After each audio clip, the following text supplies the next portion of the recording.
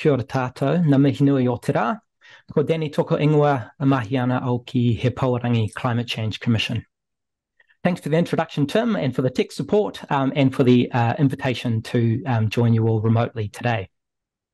I want to cover off four things as part of my presentation on this panel. The role and approach of the Climate Change Commission when we think about walking, how walking fits into our emissions budgets work, how it fits into our policy advice work, and also when and how you can expect to engage with us in the Commission.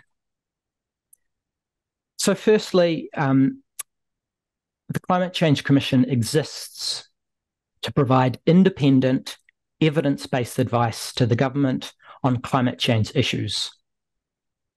That role, giving advice to the government, is our key role and is clearly set out in the Climate Change Response Act, as well as the specific timeframes and matters that we have to think about.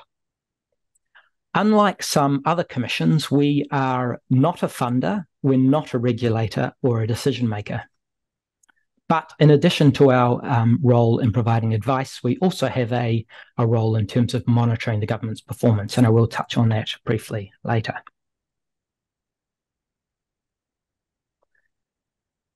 Transport is a major source of emissions in Aotearoa, New Zealand.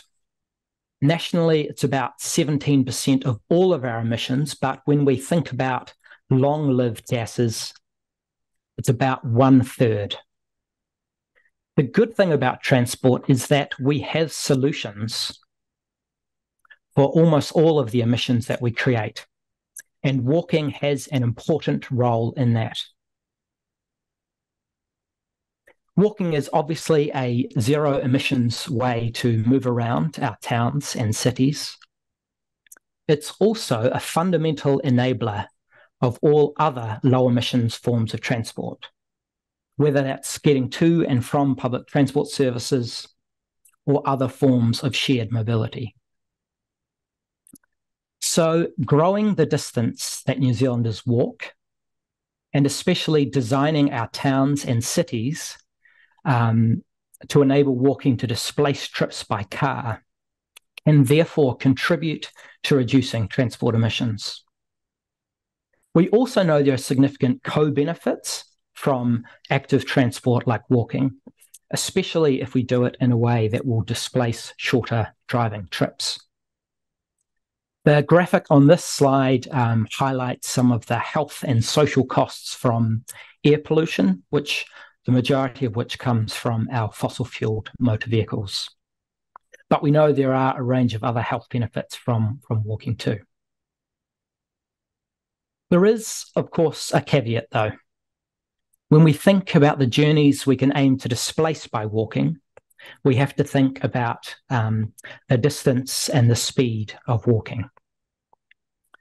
Research into the New Zealand Household Travel Survey provides some interesting insights. So, for instance, around 22% of all driven journeys are less than 2 kilometres. About another 20% are 2 to 4 kilometres in distance. However, when we put these two together, which is about 40% of all trips, this gets us to about 9% of the vehicle kilometres travelled. So while we can do a lot to displace short trips through walking, this will reduce some emissions, but it has a kind of a role in context that we at the Climate Change Commission need to understand. And that takes us to one of our first key roles in terms of advising the government on emissions budgets. Emissions budgets are basically the increasingly declining levels of emissions over 5-year periods that will step Aotearoa New Zealand down to our 2050 targets. And I'm sure many of you are well familiar with this. We first provided advice to the government on this in 2021, and I thought I would step you through a little bit of the work around modelling the role of walking in those emissions budgets. So on this table here, it presents walking as a percentage of all household passenger kilometres travelled. And what we can see is that in 2019, around 1.6% of all kilometres travelled was by walking.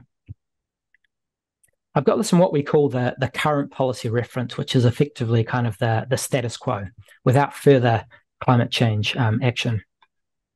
And what we modelled from that was actually a declining percentage of the overall kilometres out to 2050, declining to 1.4%. We modelled a range of different scenarios. One of them here, which is called the demonstration path, is kind of our middle ground scenario. And in that, we see walking climbing to 2% in 2035 and 2.1% in 2050.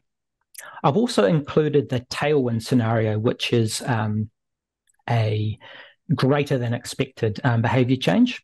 And in 2050, we see that rising to 2.4%. Now, these look like small changes. So I thought it was also helpful just to step through what this actually means in terms of kilometres. So I mentioned 2019, 1.6%. That is about 0.9 billion kilometres walked by New Zealanders in that year. When we look at our demonstration path and out to 2050, we see that rising to 1.3 billion kilometres. So that's about another 400 million Ks walked, or it's a 46% increase in walking. In our tailwind scenario, which again was greater than expected behaviour change, we see it rising to 1.4 billion kilometres. And this is about a 58% increase.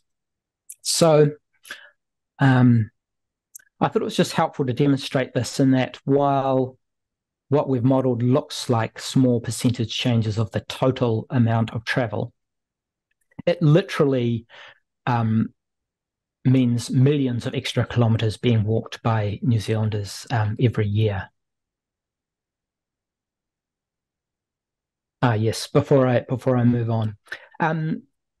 So this work was from 2021, and it resulted in recommendations from the Commission about the first 3 emissions budgets, which were adopted by government.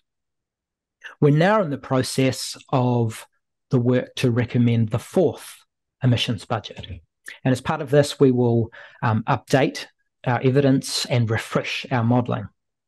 So I said at the start, I also wanted to cover how and when people can expect to engage with us at the Commission. So right now, at the moment, we have a call for evidence open, which is a request for new evidence and new research that can strengthen and improve our modelling. This call for evidence closes at the end of this month. As we step through our work and refresh our modelling and our analysis, there will also be a public consultation on this piece of work in the second quarter of next year, around about March, April, something like that. And so there'll be another opportunity for public engagement and consultation on our draft advice at that point. So those are 2 key areas, or two key timeframes, I suppose, where we really strongly welcome input and new evidence to strengthen our modelling and our advice to government around the role that walking can play. And I guess part of what that means is, what are the really good examples and the evidence of change that has happened in other cities and other countries around the world, and how that was achieved. So our second key area is around giving advice on the direction of policy to government.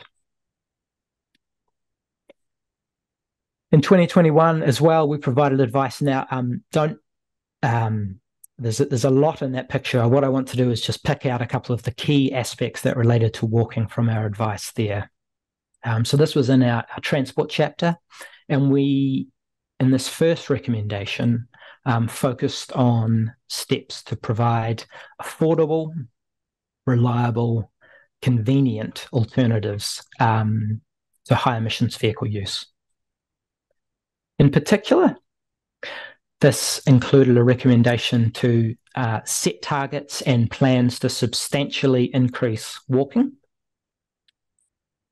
and also to substantially increase the share of central government funding that is dedicated to active, by which we mean here both walking, but also cycling, and public transport infrastructure.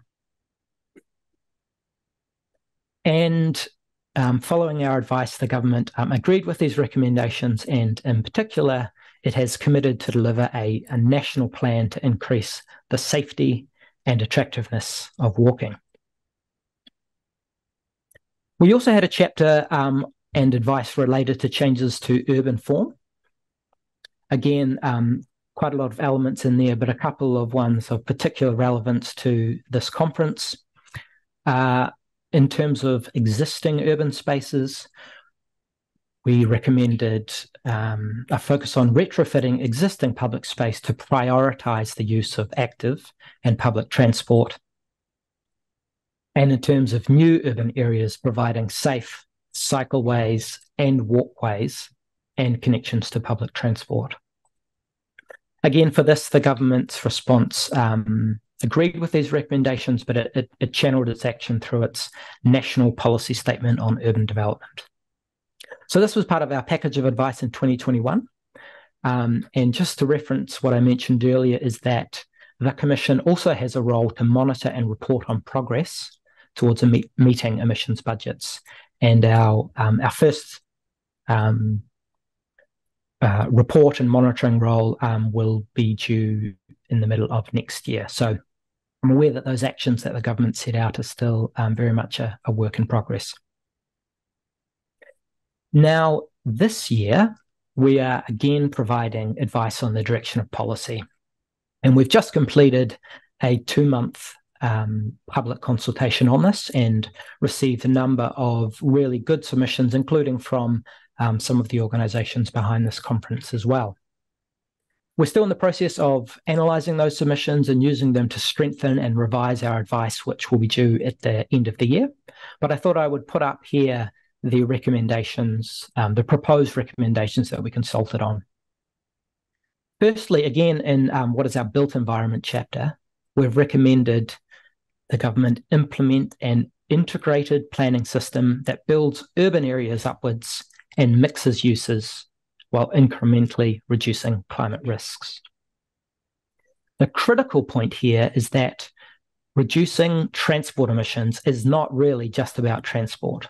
It fundamentally depends on changes to how we design our urban areas, changes that will open our streets to all and make it easier for people to access the things they need without driving everywhere. In our transport chapter, we have proposed, in our first recommendation here, simplifying planning and increasing funding of integrated transport networks that optimise public and active transport. And for major population centres, that the government should complete cycle networks by 2030 and take steps to complete rapid transit networks by 2035. Now, there's a few things behind this. One, we know that we need to deliver dedicated spaces for walking, cycling, and public transport at pace. And the current system is too slow to deliver the change we need at the pace we need. Hence the focus on simplifying the planning. Two, we also need to increase funding. And here I would say this is of both the infrastructure that we need, but also funding for the services to provide, in particular, public transport. Three, these networks need to be better integrated. You know, in some ways, our public and active transport networks are only as good as the weakest link. And four, we have recommended specifically prioritising areas where we see there is the greatest potential to reduce emissions at pace. So where does this leave us? Well, The Commission wants to see an Aotearoa New Zealand where people walk more, literally millions more kilometres each year. We want to see an Aotearoa New Zealand where our towns and cities are designed in a way that enables people to walk and access low emissions options more easily. And we want to decarbonise transport in a way that maximises the co-benefits for New Zealand. To achieve this, the Commission needs the insights and the vision and the support of the people at the conference like this today.